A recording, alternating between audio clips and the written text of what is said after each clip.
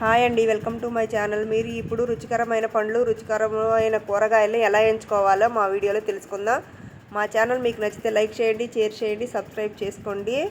రుచికరమైనది గోధుమ రంగులో ఉండిన పండిన దానికి సంకేతం. నొక్కినప్పుడు చివర కొద్దిగా మృదువుగా ఉంటుంది. రుచికరము కానిది ఆకుపచ్చ రంగులో ఉండి పండలేదని అర్థం. నొక్కినప్పుడు గట్టిగా అనిపిస్తుంది. రుచికరమైన డ్రాగన్ ఫ్రూట్ ఆకు మధ్యలో వెడల్పుగా నొక్కినప్పుడు కొద్దిగా మృదువుగా అనిపిస్తుంది. రుచికరము కానిది ఆకు మధ్యలో సన్నగా అంతరంగా నొక్కినప్పుడు చాలా గట్టిగా ఉంటుంది.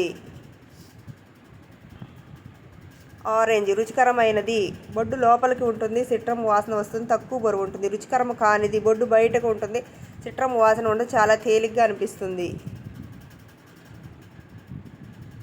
బంగాళదుంపలు రుచికరమైనది పొడవుగా దృఢంగా గోధుమ రంగులో సమానంగా ఉండే చర్మం.